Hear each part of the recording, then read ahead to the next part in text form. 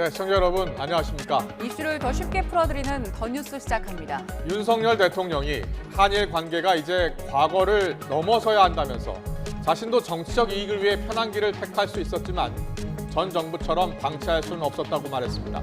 민주당은 신을사조약 버금가는 불종 외교라면서 국정조사를 검토하겠다며 공세를 이어갔습니다. 더 정치 시간에 풀어드리겠습니다. 일주일에 최대 69시간 근무를 허용하는 것을 골자로 한 정부의 근로시간 개편안에 대해 양대 노총뿐 아니라 신생노조인 새로고침 노동자협의회도 반발하고 있습니다. 윤 대통령이 오늘 지시한 보완책 마련을 포함해서 정부의 노동시간 유연제에 대한 MZ노조의 생각 들어보겠습니다. 먼저 오늘의 주요 뉴스부터 보시겠습니다.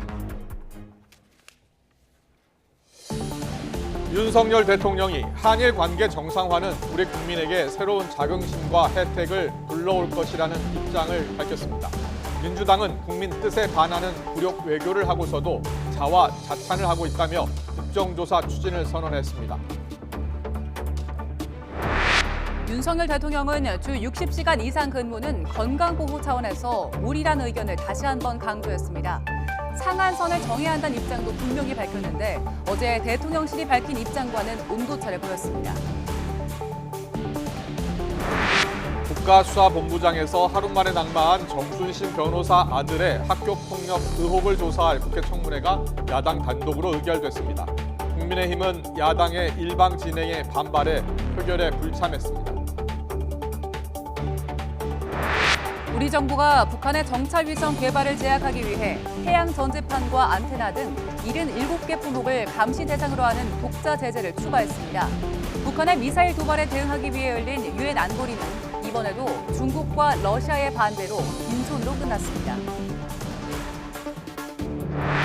러시아를 방문한 시진핑 중국 국가주석이 오늘 푸틴 러시아 대통령과 확대 정상회담을 갖습니다. 반미 연대를 공고히 할 것이란 전망 속에 우크라이나 평화 중재안이 나올지 주목됩니다.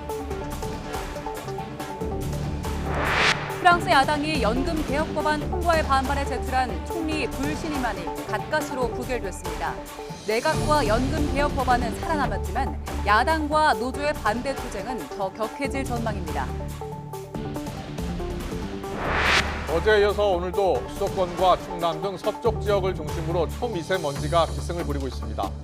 남부지방은 내일 비 소식이 있지만 수도권에는 당분간 나쁜 대기질이 계속될 것으로 보입니다. 윤석열 대통령이 한일 관계 정상화가 우리 국민에게 새 자긍심과 혜택을 불러올 거라고 말했습니다. 경제 협력을 강조하면서 일본에 대한 우리 측의 화이트리스트 원상 회복을 위한 법적 조치도 지시했습니다.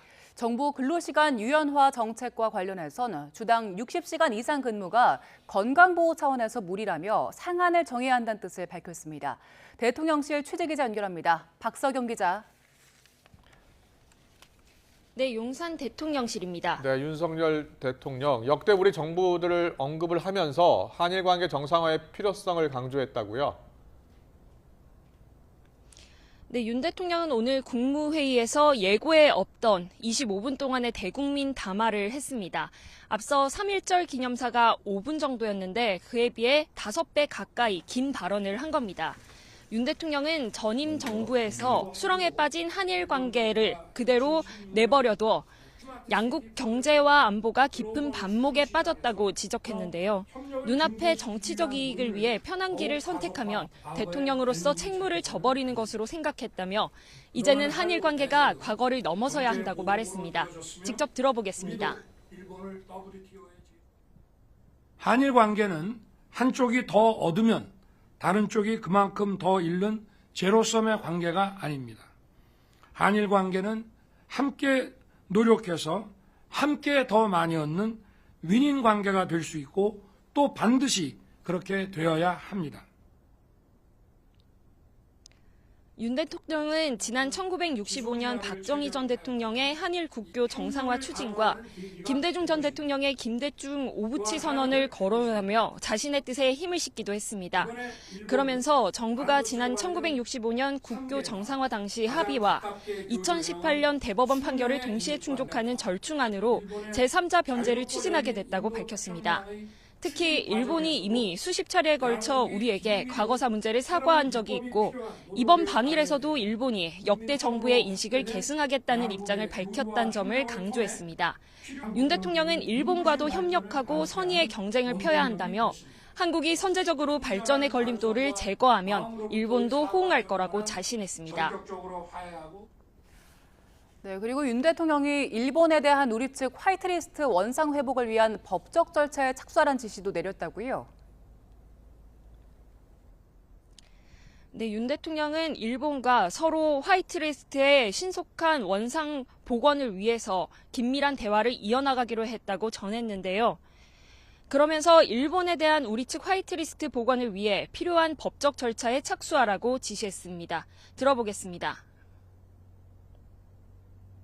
저는 선제적으로 우리 측의 일본에 대한 화이트리스트 복원을 위해 필요한 법적 절차에 착수하도록 오늘 산업부 장관에게 지시할 것입니다.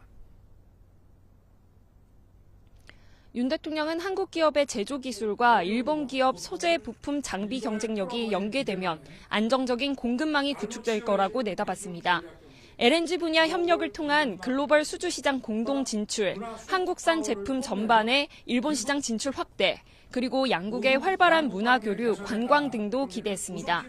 윤 대통령은 한일 관계 정상화가 국민에게 새로운 자긍심을 불러일으키고 국민과 기업의 커다란 혜택을 또 미래 세대에게 큰 희망과 기회를 줄 거라며 현명한 국민을 믿는다고 했습니다. 네, 논란이 됐던 근로시간 개편안과 관련해서도 직접 입장을 밝혔죠. 네, 윤 대통령은 주 60시간 근무는 건강 보호 차원에서 무리라고 다시 한번 못 박았는데요. 상한선을 정해놓지 않으면 노동 약자의 경우에는 현실적으로 건강권을 지키기가 어렵다고 덧붙였습니다. 전날 대통령실 관계자가 윤 대통령의 발언은 가이드라인이 아니고 그 이상도 그 이하도 될 수 있다며 선을 그었던 것과는 온도차를 보였습니다. 윤 대통령의 발언 들어보겠습니다. 주당 60시간 이상의 근무는 건강보호 차원에서 무리라고 하는 생각은 변함이 없습니다. 물론 이에 대해 근로시간 유연화 정책의 후퇴라는 의견도 있는 것을 알고 있습니다. 그러나 주당 근로시간의 상한을 정해놓지 않으면 현실적으로 노동 약자들의 건강권을 지키기 어렵다고 생각합니다. 윤 대통령은 이어 노사 합의 구간을 주 단위에서 월, 분기 등으로 자유롭게 설정하면 노사 양측의 선택권이 넓어지고 노동 수요를 유연하게 대응할 수 있다고 설명했습니다. 그러면서도 국민의 의견을 충분히 청취하고 수집하겠다며 관련 부처에 여론조사를 실시한 뒤 결과를 보고하도록 지시해놨다고 덧붙였습니다. 지금까지 용산 대통령실에서 YTN 박서경입니다. 정부가 한일 군사정보보호협정 지소미아를 완전히 정상화하기 위한 조치를 마무리했습니다. 외교부는 오늘 오전 외교 경로를 통해 지난 2019년 일본 측에 통보했던 지소미아 관련 2건의 공안을 모두 철회한다는 결정을 일본 측에 서면으로 통보했다고 밝혔습니다. 외교부는 지소미아와 관련한 제도적 불확실성을 제거해 한미일 군사정보 협력 강화의 발판을 마련했다며 지난 16일 개최된 한일 정상회담의 후속 조치라고 설명했습니다. 그러면서 양국 정상이 공감한 대로 정부는 날로 고도화하는 북핵, 미사일 위협에 대응하기 위한 한미일 간 긴밀한 안보 협력을 더 강화해 나가겠다고 강조했습니다. 한일 정상회담 성과에 대한 윤석열 대통령의 국무회의 발언을 놓고도 정치권의 평가가 극명하게 엇갈리는 가운데 여야는 잠시 뒤에 열리는 국회 외교통일위원회에서 또 한 차례 격돌합니다. 정순신 변호사 아들 학교폭력 사건과 관련해서는 교육위원회에서 청문회를 실시하기로 민주당이 단독 의결했습니다. 국회로 가보겠습니다. 조성호 기자. 네, 국회입니다. 네, 윤석열 대통령의 설명이 있었는데요. 한일 정상회담 결과에 대한 여야 공방은 오늘도 계속되고 있는 거죠? 네, 민주당은 신을사조약에 버금가는 대일 굴욕 외교라며 절대 용납할 수 없다고 밝혔습니다. 그러면서 한일 정상회담 관련 국정조사 추진을 검토하겠다고 엄포를 놨습니다. 박홍근 원내대표 발언 먼저 들어보시죠. 강제동원 셀프 배상안부터 독도 영유권, 위안부 합의안, 후쿠시마 수산물 수입 문제를 포함한 한일 정상회담 전반에 대해 낱낱이 진상을 규명하고 구력외교를 반드시 바로잡겠다는 말씀을 드립니다. 국민의힘 주호영 원내대표는 한일 관계는 국익을 가장 잘 지킬 방법으로 풀어나가야 한다고 강조했습니다. 윤석열 대통령이 과거 여러 가지 일에도 불구하고 미래를 향한 국익을 향한 결단을 한 것이라면서 민주당을 향해서는 이렇게 쏘아붙였습니다. 국익에 도움이 되는 것이 무엇인지를 좀 숙고해 주기를 바라고 자신의 정권 때 저질러 놓은 일을 수습하는 차원인데 자신들이 지금 그렇게 이야기하는 것은 저는 후한무치한 일이라고 생각합니다. 네, 잠시 뒤 오후 2시 반부터 박진 외교부 장관과 권영세 통일부 장관이 출석하는 국회 외교통일위원회 전체 회의가 열릴 예정인데요. 한일 정상회담 결과를 놓고 야당은 박 장관 사퇴를 요구하고 여당은 정치 공세라고 맞서면서 다시 한번 격돌할 걸로 보입니다. 네, 정부의 근로시간 개편을 둘러싼 공방도 여전한데 오늘 환경노동위원회에서도 쟁점이 됐다고요? 네, 오늘 오전부터 조금 전까지 현안 질의가 진행됐습니다. 국민의힘은 근로시간을 개편하는 취지는 노동 환경을 개선하려는 것이라고 강조하고 있습니다. 국회 환경노동위원회 여당 간사인 이미자 의원은 라디오 인터뷰에서 근로시간 총량제로 장시간 근로를 줄여보자는 것이라면서 주 69시간 프레임에 갇혀 오해가 있다고 토로했습니다. 환노위 전체회의에서 국민의힘 의원들은 고용노동부의 홍보 실책을 질타했는데요. 들어보시겠습니다. 다 거기에 전달을 해주셔야죠. 그래야 국민들이 거기에 안정을 갖고 하는데 지금 고용노동부 잘못한 것이 타이밍을 잃었어요. 홍보를 다 그에 전달해야 되는데 그걸 못했어요. 반면에 민주당은 정부의 개편안은 국민을 다시 과로 사회로 내모는 퇴행적 정책이라며 당장 폐지하라고 촉구하고 나섰습니다. 특히 근로시간 개편안을 둘러싸고 정부와 여당, 대통령실이 폭탄 돌리기를 하고 있다고 지적을 했습니다. 민주당 질의 내용도 들어보시겠습니다. 발표한 정책을 대통령 한마디에 바뀌고 또 그걸 또 대통령실이 바꾸고 이건 납득할 수가 없어요. 이런 혼선에 대해서 장관이 정책을 철회하고 그리고 국민 앞에 사과해야 된다 이렇게 생각하는데 어떻게 생각하세요? 52시간제가 급격하게 들어오면서 글로벌 스탠다드도 맞지 않은 주 상한 12시간을 규제함으로써 편법 노동, 공짜 노동이 빈발하고 네, 그리고 국회 교육위원회에서는 정순신 변호사 아들 학교폭력 사건 청문회가 열리게 됐다고요? 네, 오는 31일에 청문회가 열립니다. 국회 교육위원회는 야당 의원들만 참석한 가운데 정순신 자녀의 학교폭력 진상조사와 대책 수립을 위한 청문회 실시의 건을 의결했습니다. 정순신 변호사를 비롯한 증인 20여 명과 참고인 2명에게 출석을 요구하는 안건도 의결했습니다. 국민의힘은 민주당이 여야 합의 없이 청문회를 강행하려 한다며 안건조정위원회 구성을 요청했었는데 민주당과 무소속 의원들이 어제 저녁 안건조정위를 열어서 청문회 안건을 통과시켰습니다.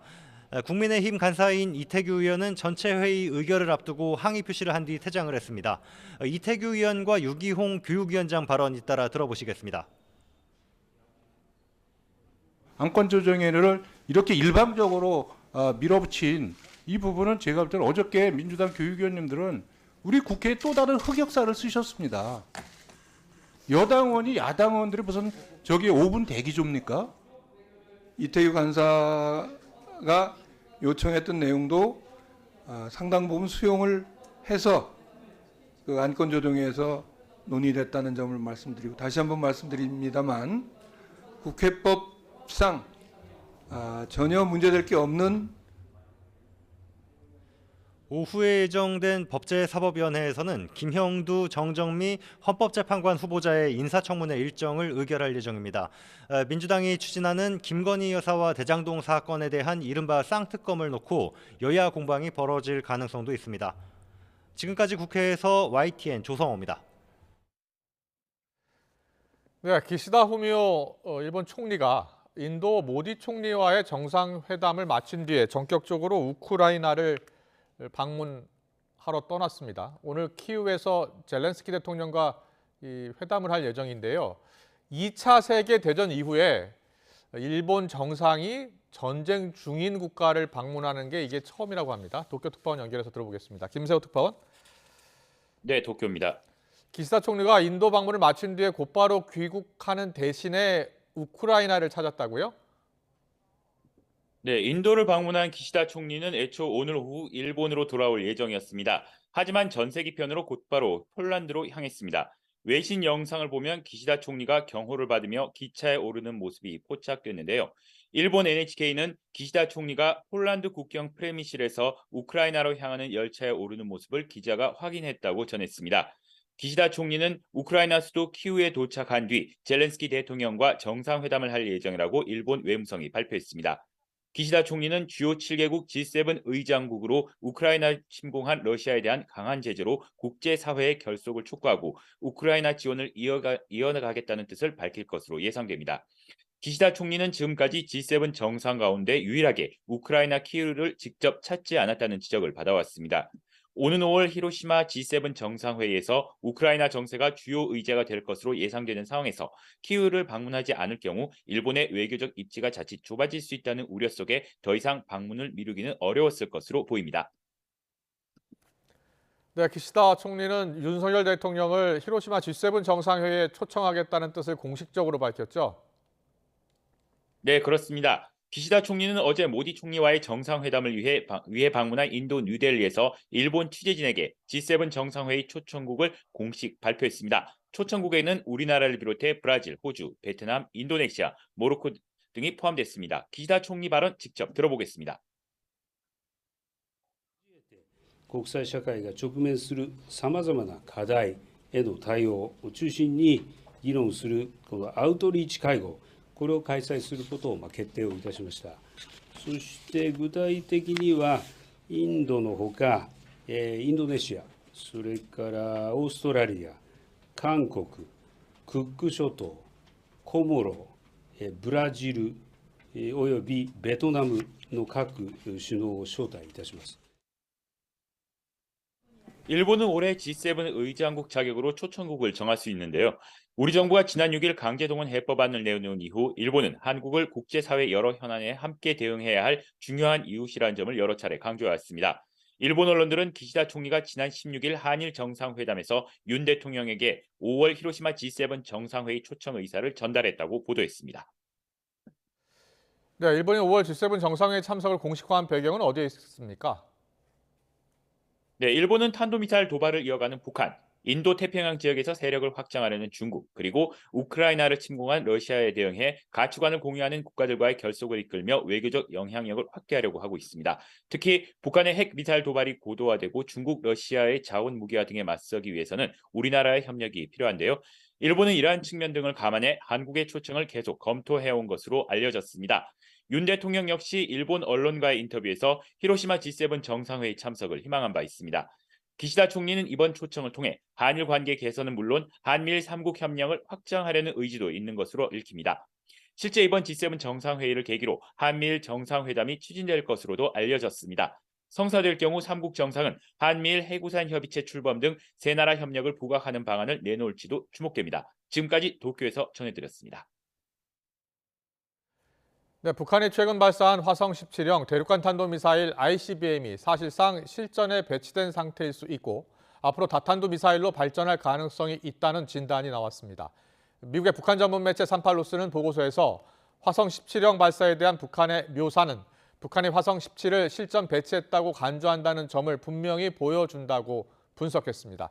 이어 북한은 순환시설을 화성 17이 배치된 작전기지로 간주하고 있을 수 있다면서 그럴 경우에 더 외진 곳에 다른 기지들이 있을 가능성이 매우 크다고 추정했습니다. 네, 우리 정부가 북한의 계속되는 도발에 맞서서 감시와 제재를 강화하는 조치들을 발표했습니다. 북한의 맞춤형 인공위성 분야 감시 목록을 국제사회 최초로 작성을 하고 개인 4명과 기관 6곳에 대한 독자 제재도 추가로 지정했습니다. 취재 기자 연결합니다. 조소영 기자. 네, 외교부입니다. 네, 추가 독자 제재 발표 내용 자세히 전해주시죠. 네, 외교부가 오늘 오전 북한에 잇따르는 도발에 맞서 추가 독자 제재를 단행하고 감시를 강화하는 조치를 잇따라 내렸습니다. 먼저 대북 수출 통제의 일환으로 국제사회 최초로 북한 맞춤형 인공위성 분야 감시 대상 품목 목록을 작성했다고 발표했습니다. 이 목록은 인공위성 체계 전반을 포괄하는 77개 품목으로 구성됐는데요. 외교부는 각국이 대북 수출 통제에 활용할 수 있도록 주요 우방국에도 목록을 공유했습니다. 이들 품목의 북한 유입을 방지할 필요성에 대한 국내외 주의를 환기함으로써 대북 공조를 강화하고 북한이 핵심 과업으로 언급해온 군사 정찰위성 개발을 제약하는 효과를 기대한다는 설명입니다. 이와 함께 외교부는 북한 핵미사일 개발과 대북 제재 회피에 관여한 개인 4명과 기관 6곳을 독자 제재 대상으로 추가 지정하기로 했습니다. 제재 대상에는 북한 리영길 노동당 군정비서, 김수길 전 총정치국장, 북한 중앙검찰소, 베이징 숙박소, 철산무역 등이 포함됐습니다. 윤석열 정부 출범 이후 5번째 대북 독자 제재로 이로써 지난해 10월 이후 정부의 독자 제재 대상은 개인 35명과 기관 41곳으로 늘었습니다. 제재 대상과 외환거래 또는 금융거래를 하기 위해서는 각각 한국은행 총재 또는 금융위원회의 사전 허가가 필요하기 때문에 허가를 받지 않고 거래할 경우에는 관련 법에 따라 처벌받을 수 있습니다. 외교부는 이번 조치가 지난달 발표된 우리 정부의 첫 사이버 분야 제재 조치에 이어 감시 정찰 분야로도 대북 독자 제재의 외연을 확장했다는 의미가 있다고 설명했습니다. 그러면서 앞으로도 북한의 핵미사일 위협에 대한 전방위적인 대응을 강화해 나갈 것이라고 덧붙였습니다. 지금까지 외교부에서 YTN 조수연입니다. 북한의 미사일 도발 문제를 다루기 위해 유엔 안보리 회의가 또다시 열렸지만 이번에도 빈손으로 끝났습니다. 중국과 러시아는 한미 연합훈련뿐 아니라 미국이 호주에 핵 잠수함을 판매하기로 한 것을 비판하며 북한 편들기에 나섰습니다. 워싱턴에서 권준기 특파원이 보도합니다. 북한 대륙간 탄도미사일 발사 문제를 놓고 지난달에 이어 올해 2번째 열린 유엔 안보리 공개회의. 미국은 중국과 러시아 반대로 번번이 좌절된 결의안 대신 강제성 없는 의장 성명이라도 채택할 것을 거듭 요구했습니다. 특히 중국과 러시아가 북한을 노골적으로 편들면서 북한이 도발 수위를 더 높이고 있다고 비판했습니다. And I find it very interesting that neither China nor Russia today, not a single time called on the DPRK to cease their testing. 중국과 러시아는 이번에도 한미 연합훈련의 위협을 느껴 북한이 미사일을 쏘는 거라는 주장을 반복했습니다. 더 나아가 미국이 호주에 핵 잠수함을 판매하기로 한 건 핵 비확산 원칙 위반이라며 역공을 폈습니다. Practice double standard that is seriously undermine the credibility of the Security Council. The nuclear submarine cooperation by the United States and the rest of the trio. 미국을 비롯한 서방 국가들은 한미 연합훈련은 방어 목적으로 문제될 게 없고 오커스의 핵 잠수함 문제도 핵 비확산 규정을 준수하고 있다고 재반박했습니다. 이해 당사국 자격으로 회의에 참석한 우리나라는 명백한 안보리 위반에도 아무런 손을 쓰지 못하는 안보리를 북한이 조롱하고 있는 거라고 지적했습니다. Pyongyang's belligerent policy, menace of the functioning of the Security Council, and brazen mockery of the UN itself must finally come to an end. 하지만 이번에도 상임이사국인 중국과 러시아의 비토권에 가로막힌 안보리는 아무런 결론 없이 회의를 마쳤습니다. 강제성 있는 결의안도 아닌 의장 성명 채택마저 무기력하게 좌절되면서 북한 문제에 있어 유엔 안보리 무용론은 더욱 거세질 것으로 보입니다. 워싱턴에서 YTN 권윤기입니다. 러시아를 국빈 방문한 시진핑 중국 국가주석이 푸틴 러시아 대통령과 만나 1대1 밀착을 과시했습니다. 오늘 밤 공식 확대 정상회담이 열리는데 경제 협력은 물론 군사와 기술 분야 협정도 체결할 예정으로 보이는데 중국 현지 연결해서 자세한 내용 알아보겠습니다. 강정규 특파원. 네, 베이징입니다. 네, 시진핑 주석이 어제부터 2박 3일 방러 일정에 돌입했는데 주요 회담 일정부터 정리해 주시지요. 네, 어제 오후 전용기편으로 모스크바에 도착한 시진핑 중국 국가주석. 크렘린궁에서 블라디미르 푸틴 러시아 대통령과 1대1 비공식 회담을 했습니다. 좁은 테이블 옆에 나란히 붙어 앉아 중러 밀착을 과시했는데요. 회담은 만찬까지 이어져 4시간 반 만에 끝났습니다. 둘째 날인 오늘은 공식 정상회담이 열립니다. 한국 시간으로 밤 9시 양자 회담과 함께 양국의 외교, 국방, 경제 참모들이 배석하는 확대 회담이 이어질 예정입니다. 크렘린궁은 경제 협력뿐만 아니라 군사, 기술 분야까지 중국과 협정을 맺을 거라고 밝혔습니다. 네, 그리고 시진핑 주석이 이번 방문을 통해서 우크라이나 전쟁 중재에 나설 뜻을 밝혔는데 전망은 어떻습니까? 네, 어제 중러 정상의 비공식 회담에서도 우크라이나 평화 해법이 주요 의제였던 걸로 전해졌습니다. 그러나 평화의 조건을 놓고 러시아와 우크라이나 사이 접점을 찾기 쉽지 않은 상황입니다. 우크라이나는 과거 합병된 크림반도를 포함해 러시아군의 완전 철수를 요구하는 반면 러시아는 동부 돈바스 점령 지역까지 인정해야 한다는 조건을 달고 있습니다. 오로지 힘의 논리만이 변화를 이끌어낼 수 있는 현실입니다. 서방 세계 군사 지원으로 고전하고 있는 러시아 입장에선 중국의 도움이 절실한 상황이죠. 무기 공급을 포함한 중국의 후방 지원을 적극 선전해서 평화 협상 압박용으로 활용하려는 속셈이 엿보입니다. 기시다 일본 총리가 키우를 전격 방문해 젤렌스키 대통령과 회담할 예정인 가운데 시진핑 주석과 젤렌스키 대통령의 화상 회담설도 들리는데요. 우크라이나 입장에선 평화 중재에 대한 기대감도 있겠지만 중국을 러시아 편에 완전히 쏠리지 않도록 하기 위한 마지막 노력으로도 읽힙니다. 지금까지 베이징에서 전해드렸습니다.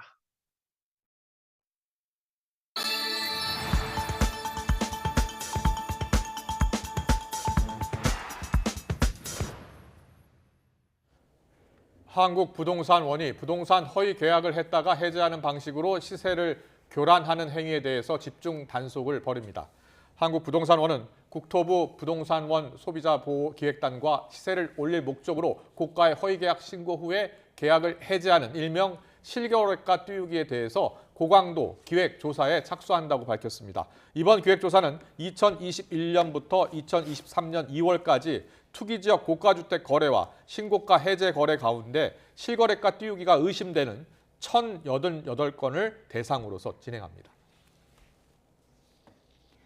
국내 상위 0.1% 고소득자가 1년에 벌어들인 소득이 30억 원이 넘는 걸로 나타났습니다. 민주당 진선미 의원이 국세청에서 받은 소득 현황 자료를 보면 재작년 기준 종합소득 상위 0.1% 구간 소득자 9,399명이 벌어들인 소득은 31조 1,285억 원으로 집계됐습니다. 상위 0.1% 소득자 1명의 평균 소득이 33억 3,317만 원에 달하는 겁니다.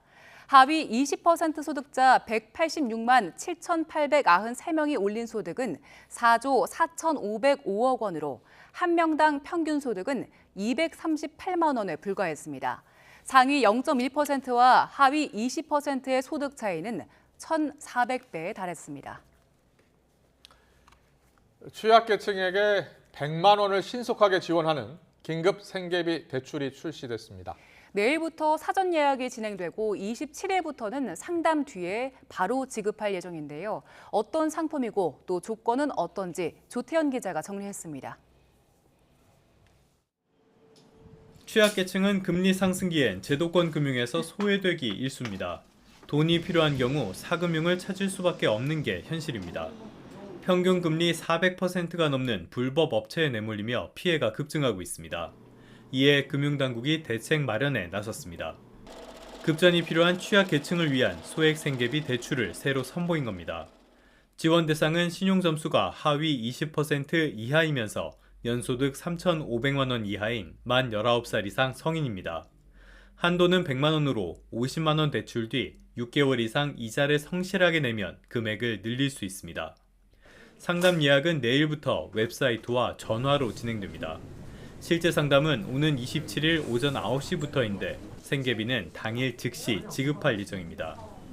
금리는 연 15.9%로 시작하며 최저금리는 연 9.4%입니다. 50만 원을 빌리면서 금융교육을 받는다면 월 이자는 6,416원에서 시작하고 성실한 이자 납부가 이루어지면 이자는 1년 뒤에 월 3,916원으로 줄어듭니다. 소액생계비 대출 금리를 이거보다 낮게 책정을 했을 경우에는 오히려 기존 상품을 이용하고 있었던 더 좀 나은 형편의 분들이 그 형평성, 공정성 문제를 제기할 가능성이 컸기 때문에 금융당국은 우선 1인당 최대 100만 원, 올해 1,000억 원을 공급하되 운영 경과를 지켜보며 보완하겠다는 계획입니다. YTN 조태현입니다. 서울대학교 학생들이 정부의 주 최대 69시간 근로시간 개편안은 노동자의 생명권을 침해한다며 즉각 철회를 촉구했습니다. 서울대 학생단체인 비정규직 없는 서울대 만들기 공동행동은 성명을 내고 정부가 발표한 주 최대 69시간 개편안은 장기간 연차를 쓰기 어려운 현실에서 초과 근무로 노동자의 건강과 안전을 위협할 거라고 비판했습니다. 또 정부는 이른바 MZ세대가 유연한 근무를 원한다며 개혁안을 밀어붙였지만 MZ세대는 모든 청년을 대표하지 않는다며 우리나라 노동자들에겐 생활임금 보장과 노동시간 단축이 절실하다고 덧붙였습니다. 네, 근로시간을 최대 주 69시간까지 허용하겠다는 정부의 근로시간 유연화 정책. 지금 들으신 대로 노동계가 계속 반발하면서 정부가 보완책 마련에 나섰죠. 오늘 윤 대통령도 확실한 담보책 마련 지시를 했습니다. 주 60시간 이상도 노동약자에게는 건강권을 해칠 수 있다라고 했고요. 자, 정부가 어떤 보완책 마련할지 주목이 되는 상황입니다. 네, 기존 양대 노총과 함께 정부의 근로시간 개편에 대해서 반대 입장을 밝힌 새로고침 노동자협의회 입장 함께 들어보겠습니다. 송시영 새로고침 노동자협의회 부의장 스튜디오에 모셨습니다. 어서 오세요. 네, 안녕하세요. 네, 새로고침 노동자협의회가 어떤 조직이에요? 저희 새로고침은 공정하고 상식, 그다음 다원화, 자율성을 가치로 이 노동시장에서의 본질, 그러니까 노동조합에 대한 본질을 지키고자 조직한 단체입니다. 한국노총도 아니고 민주노총도 아니고 어느 양대 노총에 소속돼 있는 것은 아니고요? 네, 그렇습니다. 네, 저희 언론에서 보통 MZ노조라고 많이 하잖아요. 그 MZ노조라고 하는 거에 대해서 좀 거부감을 느끼시더라고요. 사실 뭐 거부감이라기보다 사실 진짜 MZ세대한테 MZ세대다 이렇게 말하면 뭐 좀 이상하잖아요, 표현이. 그리고 저희 협의회 안에서도 50대, 60대 위원장님들도 계시고 그렇군요. 물론 20, 30대가 좀 많긴 한데 그래도 모든 세대를 위한 노동조합이라고 보시면 될 것 같습니다. MZ세대로 묶을 수는 없다라는 말씀이신 거죠? 네, 그렇습니다. 네, 알겠습니다. 본격적으로 정부의 최대 주 69시간제 허용 관련 중심으로 한 노동시간 제도 개편에 대한 이야기 해보겠습니다. 오늘 윤석열 대통령이 이 문제에 대해서 언급을 했는데 일단 뭐 담보책을 강구하라 이런 이야기했고 또 60시간 이상 근로도 무리다라고 얘기했습니다. 그러니까 일단은 뭐 60시간 이야기를 했기 때문에 69시간은 이제 안 될 것 같긴 해요. 자, 오늘 대통령의 이 생각은 어떻게 평가하세요? 저는 뭐 사실 이 시간이 뭐 줄었다 늘었다 뭐 그게 중요한 본질은 아니라고 생각을 하고요. 어쨌든 간에 이 대통령께서 실제 일터에서 일하는 근로자들에 대한 소통을 강화하겠다. 그리고 또 이거에 대한 정책을 반영하겠다. 그런 의미로 봤을 때 저는 그런 의미로서는 이제 긍정적으로 생각합니다. 지금 정부 개편안의 취지 자체가 근로시간을 유연하게 만들자라는 거잖아요. 일단 이 취지에 대해서는 어떤 입장이세요? 저는 개개인마다 다를 수는 있지만 저는 일단 취지 자체는 공감합니다. 취지 자체는 공감하지만 지금 이 주 52시간제를 하고 있는데 주 40시간 더하기 12시간에 대한 연장 근로를 이번 개편안에서 그 연장 근로에 대한 확대한 뒤 그걸 유연화하겠다는 거예요. 그렇죠. 저는 그렇게 될 경우 사측이라든가 사측이 오남용을 할 소지가 커지고 오남용을 했을 때 노동자들이 보호를 받을 수 있는 장치가 마련된 것도 아닙니다. 현실적으로. 만약에 본 근로시간 현행에서 본 근로시간에 대한 유연화를 한다면 당연히 찬성을 했겠죠. 법정 근로시간은 40시간이죠. 네, 그렇습니다. 그러니까 40시간에서 지금 12시간까지 추가 근무할 수 있는 게 주 52시간제였는데 이걸 정부가 주 69시간제까지 확대하려고 하니까 지금 반발하는 거 아닙니까? 네, 그렇습니다. 네, 그러면 지금 초과 근무로 잡혀 있는 12시간 이걸 운용하는 데 있어서도 뭐 사측에서 악용하는 경우들이 좀 실제로 있습니까? 물론 이제 저는 공기업이라서 실제로 제가 직접 보지는 못했는데요. 제 주변 사람들이나 뭐 여러 이제 근로 형태의 사람들이 있잖아요. 그 사람들을 봤을 때 현행 주 52시간 이 제도에 대한 근로 기록도 제대로 이루어지지 않고 있는 게 현실이에요. 근로 기록이라 하면요? 뭐 예를 들어 실제 근무한 시간에 대한 기록이 지금 제대로 이루어지지 않고 있거든요. 그렇군요. 그렇게 예. 됐을 경우 공짜 노동을 강요하는 그런 이제 상태가 발생할 수도 있고 예. 그 부분에 대해서 여러 오남용이 될 수 있는데 그거에 대해 반대하고 있는 겁니다. 네. 오늘 대통령이 근로자들의 건강권 그리고 휴식권 보장 또 포괄임금제 악용 방지를 통한 정상한 보상에 불안이 있으면 안 된다라는 얘기를 했거든요. 휴식권을 보장하는 걸 강조한 건데 만약에 이 취지대로 그 근로시간 유연화를 할 때 사측이 12시간을 악용하는 그런 일들이 없도록 장치가 만들어진다면 그렇게 된다면 일단 이 근로시간 유연화 자체는 좀 원활하게 이루어질 수 있다고 생각하십니까? 저는 이게 연장 근로를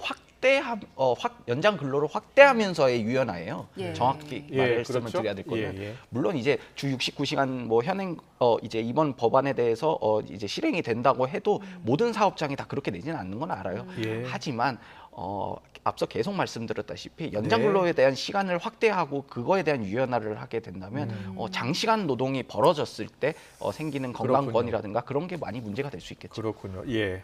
법정 노동시간 그러니까 40시간 안팎에서 조정하는 것은 충분히 동의할 수 있는데 12시간까지 늘릴 수 있는 부분을 더 확대하려고 한다는 게 더 문제라는 거 아닙니까? 네, 그렇습니다. 예. 그래서 대통령도 60시간이라는 어떻게 보면은 캡을 씌웠다고 해야 되나요? 정한 거예요, 60시간. 근데 60시간도 상당히 많은 시간이거든요. 어떤 생각이세요?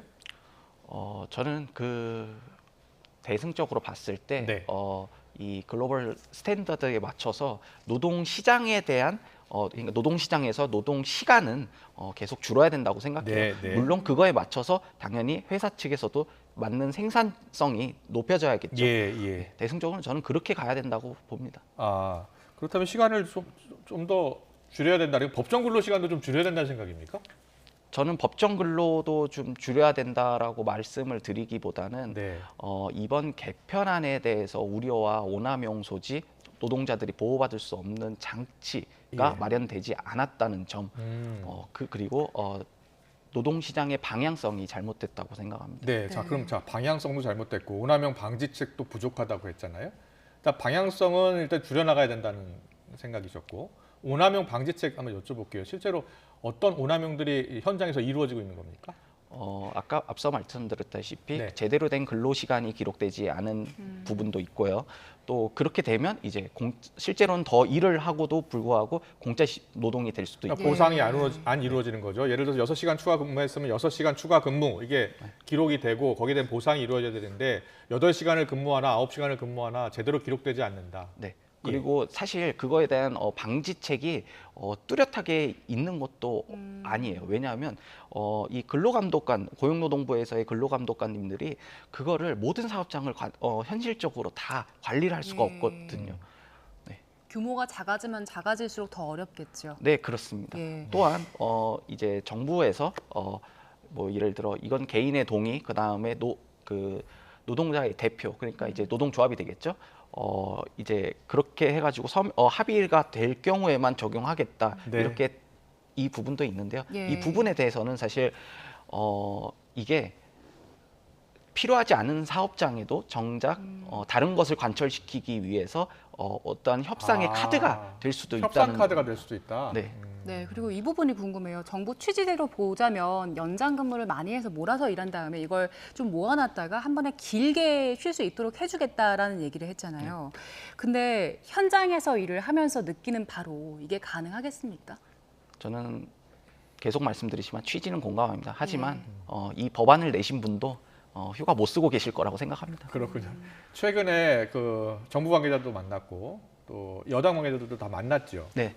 뭐 MZ 노조를 비롯해서 노조가 원하는 방향으로 좀 개선하겠다라고 하는데 개선책 마련이 될 것 같습니까? 일단은 저희가 정부 정부 관계자분들과 이제 만났을 때 이거에 대한 우려 그리고 현실성 그거에 대한 방지 대책 이런 거에 대해 의견을 교환하는 단계였고요. 아직 제대로 된 뭔가 개편안이라든가 그런 보완책이 마련된 것은 아니기 때문에 조금 순서가 잘못되지 않았나 그렇게 생각합니다. 그렇군요.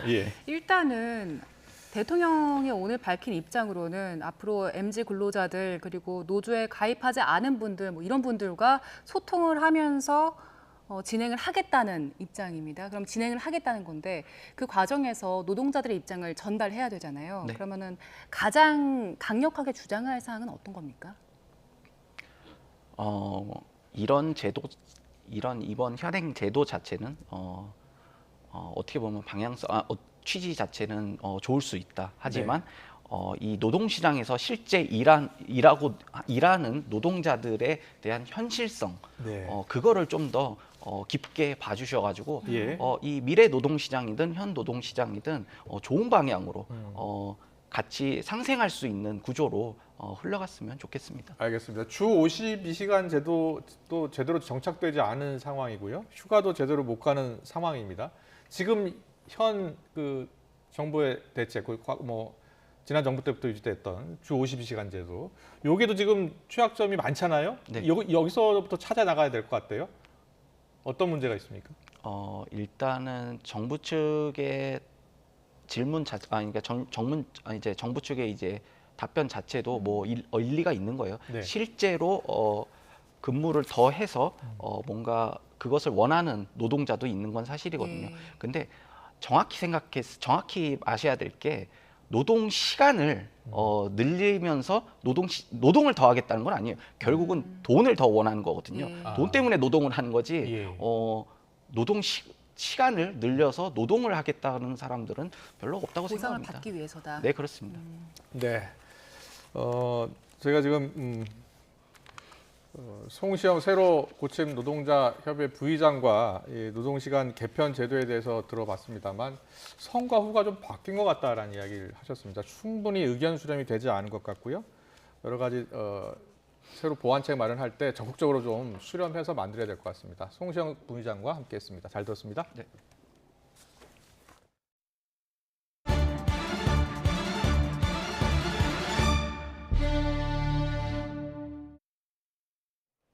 검찰이 다음 달 구속 만료를 앞둔 이화영 전 경기도 평화부지사를 쌍방울의 대북 송금 과정에 공모한 혐의로 추가 기소했습니다. 수원지방검찰청은 오늘 외국환거래법 위반 혐의로 이 전 부지사를 재판에 넘겼습니다. 이 전 부지사는 지난 2019년 김성태 전 쌍방울 회장이 경기도의 스마트팜 사업 비용 500만 달러와 당시 경기지사였던 이재명 민주당 대표의 방북 성사 대납 비용 300만 달러 등 모두 800만 달러를 북측에 불법 송금하는 데 공모한 혐의를 받고 있습니다. 이와 관련해서 이 전 부지사 변호인은 입장을 내고 혐의 사실을 인정할 수 없다며 쌍방울이 독자적으로 대북 사업을 진행한 것이라고 반박했습니다. 검찰은 이번 추가 기소를 통해서 다음 달 13일 만료되는 이 전 부지사의 구속 시한을 더 연장할 계획입니다. 강원도 평창에서 20대 지적장애 여성이 다수의 남성에게 성폭행을 당했다는 신고가 접수돼 경찰이 수사에 나선 가운데 피의자로 지목돼 조사를 받던 60대 남성이 숨진 채 발견됐습니다. 지난 15일 강원도 평창의 한 공도장에서 60대 남성이 숨진 채 발견됐는데요. 남성은 성폭행 혐의로 수사를 받던 중이었으며 당일 아침 유서를 남겨놓고 사라져 가족이 경찰에 신고한 것으로 전해졌습니다. 앞서 강원경찰청은 20대 지적장애 여성 A씨를 성폭행한 혐의를 받고 있는 50, 60대 마을 주민 10여 명을 대상으로 수사에 나섰습니다.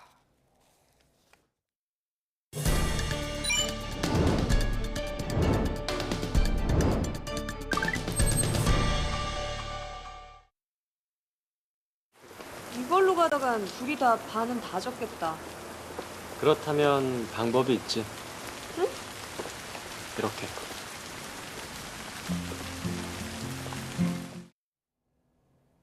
드라마 속 소재로 익숙했던 연상녀, 연하남 커플. 이제는 주위에서도 흔히 볼 수 있지요. 지난해 결혼한 초혼 부부의 나이 차이를 봤더니 5쌍 가운데 1쌍이 연상녀, 연하남 부부였습니다. 10년 전 연상녀, 연하남 부부의 비율은 15.6%였는데 10년 사이에 계속 늘어서 3.8%포인트 증가했습니다. 결혼 자체는 줄고 있지만 연상녀, 연하남 혼인 건수는 매년 꾸준히 늘었는데요. 관련 통계 작성 이후 가장 높은 수치를 보였습니다. 특히 신부가 1살 더 많은 부부의 증가세가 눈에 띄는데요. 4살 차이는 궁합도 안 본다는 옛말이 무색하게 이제는 4살 연상 신랑보다 1살 연상 신부가 더 많아졌습니다. 1990년만 해도 4살 많은 남성이 초혼 부부가 1살 많은 초혼 부부의 3배 가까이 됐었는데요. 이후에 그 차이가 점차 줄면서 지난해에는 이 비율이 뒤집힌 거죠. 연상녀, 연하남 커플이 늘어나는 배경 여러 가지입니다. 먼저 여성들의 높아진 사회적 지위가 영향을 미쳤다는 분석이 나오는데요. 여성의 경제적 자립도가 높아진 만큼 결혼 준비가 덜 된 연하남에 대한 거리낌이 상대적으로 줄었다는 겁니다. 결혼정보회사에서는 경제력이 좋은 여성도 남성과 마찬가지로 남성의 조건보다는 외모나 어린 나이를 선호하는 경향이 높아지고 있다고 봤습니다. 또 가부장적 가치관이 점차 사라지는 사회 분위기도 영향을 준 걸로 보입니다. 남편에게 남성으로 또 아내로서 여성에게 바라는 기대치의 고정관념이 크게 줄었다는 거죠. 인구 구조적 배경도 있습니다.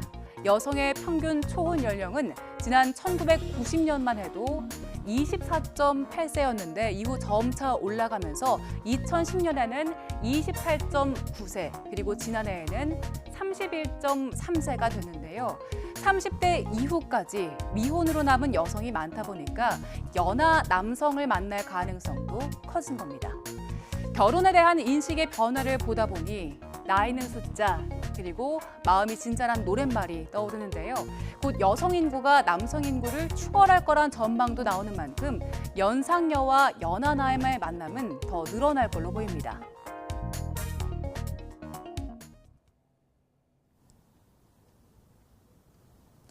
절기 춘분인 오늘 계절의 시계가 한 달가량을 앞서가면서 무척 따뜻합니다. 현재 서울 기온은 영상 20도 가까이 올라서 예년 기온을 7도나 크게 웃돌고 있는데요. 내일은 오늘보다 기온이 더 오르겠습니다. 내일 서울의 한낮 기온 24도까지 올라 올봄 최고 기온이 예상됩니다. 다만 내일도 서쪽 지방을 중심으로는 초미세먼지가 머물 것으로 보이니까요. 각별히 유의하시기 바랍니다. 자세한 미세먼지 상황부터 살펴보도록 하겠습니다. 기온이 크게 오르면서 대부분 지역의 대기질 보통 수준을 회복했습니다. 다만 서울 등 일부 수도권은 여전히 나쁨 수준을 보이고 있고요. 내일도 인천과 경기, 충청과 전북은 공기가 탁하겠습니다. 계속해서 최신 미세먼지 정보를 잘 확인해 주시기 바랍니다. 또 건조한 날씨에 고온 현상까지 겹치면서 산불 등 화재 위험성이 무척 커지겠습니다. 전국 대부분 지역에 건조주의보가 내려진 가운데 내일도 기온이 크게 오를 것으로 보여 불조심하셔야겠습니다. 내일 아침 기온은 서울 9도, 대구 12도, 광주 13도로 오늘보다 1에서 5도가량 높겠습니다. 내일 낮 기온은 서울 24도, 강릉 23도, 대구 22도까지 올라 예년 기온의 4에서 많게는 11도나 크게 웃돌겠습니다. 내일 오전에는 제주도에 밤 사이에는 충청 이남에 가끔 비가 내리겠고요. 비는 목요일 오전까지 이어지겠습니다. 이후에는 때이른 고온 현상이 한풀 꺾이며 예년 수준의 봄 날씨를 되찾을 전망입니다. 낮 동안에는 이렇게 따뜻하더라도 아침 저녁으로는 쌀쌀해서 공기가 사뭇 다릅니다. 환절기 일교차가 15도 안팎으로 크게 벌어지는 만큼 옷차림과 건강관리에 각별히 신경 써주시기 바랍니다. 지금까지 YTN 원희다입니다. 윤석열 대통령이 한일 관계가 이제 과거를 넘어서야 한다며 자신도 정치적 이익을 위해 편한 길을 택할 수 있었지만 전 정부처럼 방치할 수는 없었다고 했습니다. 민주당은 신을사조약 버금가는 굴종 외교라면서 국정조사를 검토하겠다며 공세를 이어갔습니다. 잠시 뒤 더 정치 시간에 풀어드리겠습니다.